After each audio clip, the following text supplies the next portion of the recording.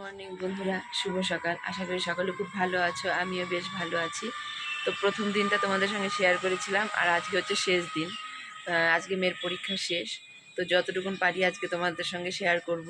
আর আমরা ওখানে কারা কারা থাকি, তো সব মেয়ের বান্ধবীর মা ওরা একসঙ্গে বসেই আমরা থাকি। তো যতটুকুন পারি আজকে শেয়ার করব। আর আজকে যেহেতু শেষ দিন, একটু তো মজা হবে অবশ্যই। আর মজাও যেরকম হবে, সবার একটু খারাপও লাগবে যে শেষ দিন আবার কবে দেখা হবে না হবে। এমনকি অনেকেই আছে যাদের সঙ্গে হয়তো আর দেখাই হবে না, কারণ এক একজন এক এক লাইনে চলে যাবে। তো যাই হোক, যতটুকুন পারবো তোমাদের সঙ্গে শেয়ার করব, সঙ্গে থেকো। তো চলো, মেয়ের ব্যাগ নিয়ে নিচে নামছি, যাওয়া যাক।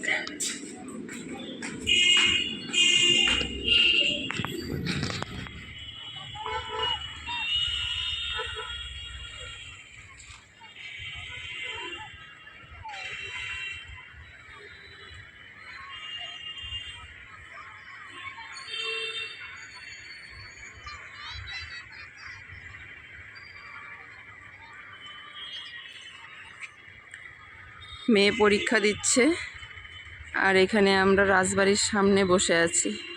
তো দেখো, স্টেডিয়ামে খেলা হচ্ছে। রাজবাড়ির যে স্টেডিয়ামটা, সেখানে খেলা হচ্ছে। আর এই হচ্ছে আমাদের কোচবিহারের রাজবাড়ি। এই হচ্ছে মেয়ের স্কুল ইন্দিরা দেবী, যেখানে মেয়ের সিট পড়েছে।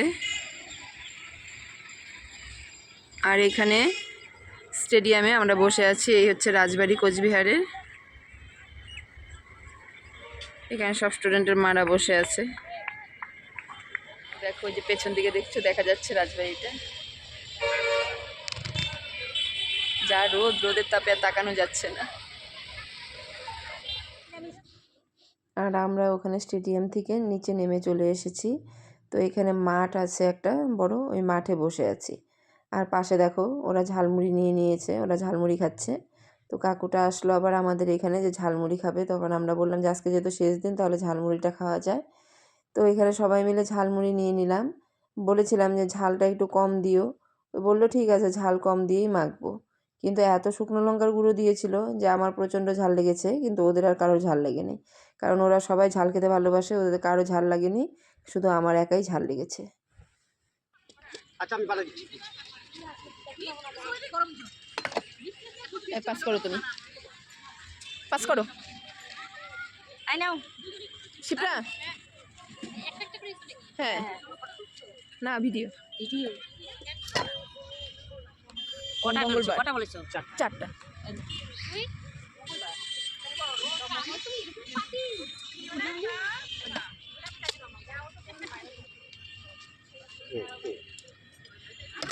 বাবা, দিবে দিবে।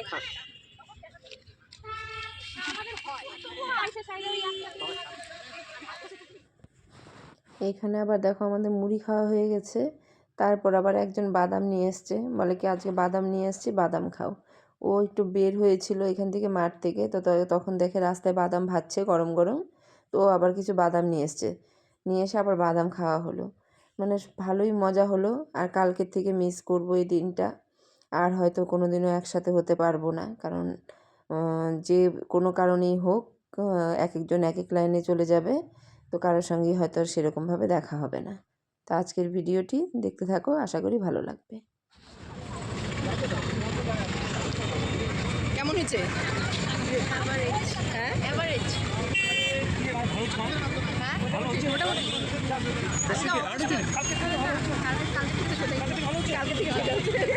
মাম্মা, আমার যে অবস্থা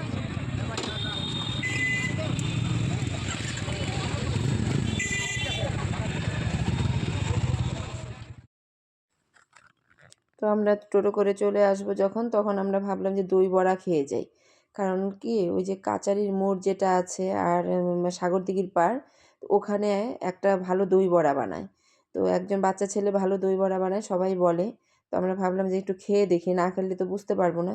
যদিও চেনা জানার মধ্যে, কারণ মেয়ের বাবা বলেছিল যে ও খুব ভালো বানায়, একদিন খেয়ে দেখো। কিন্তু আর খাওয়া হয়নি। তো আজকে ভাবলাম যে না, চলো টোটো করে খেতে খেতে চলে যাই। তো এখানে খেয়ে দিয়ে বাড়ি চলে আসলাম। আর ওর আজকে খুব মজা, দেখো এসেই ভাইকে নিয়ে খেলা করছে।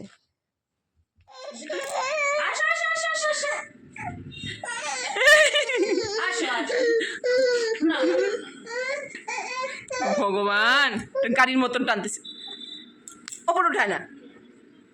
তুমি কি খাচ্ছ? দাও দাও দাও।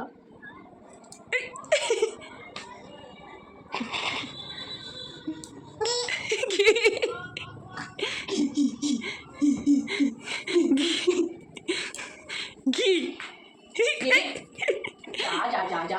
বলে গেল, চা শেষ।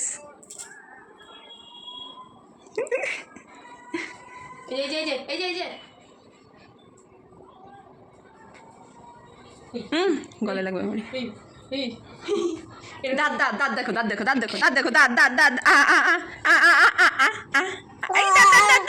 খাবে কেন না, বাইরে না ভিতরে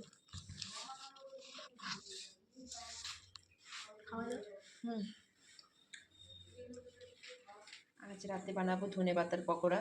এখানে ধনে পাতাটা নিয়ে নিয়েছি আর এখানে পিঠালিটা গুলেছি। তো আমি এখানে ভাজা বসিয়ে দিয়েছি। দেখো আমার 3টা পকোড়া হয়েও গেছে। অনেকগুলো ধনে পাতা ছিল ঘরে, তো ভাবলাম যে 2 দিন তোমার ধরে বাটা করা হয়েছে, তো 2 দিন বাটা করা হয়েছে, যে না এখন আর বাটা না, এবার পকোড়া করা হোক। কারণ ধনে পাতার পকোড়াটা খেতেও খুব ভালো লাগে, আমার তো বাটার থেকে বেশি পকোড়াটা খেতেই ভালো লাগে।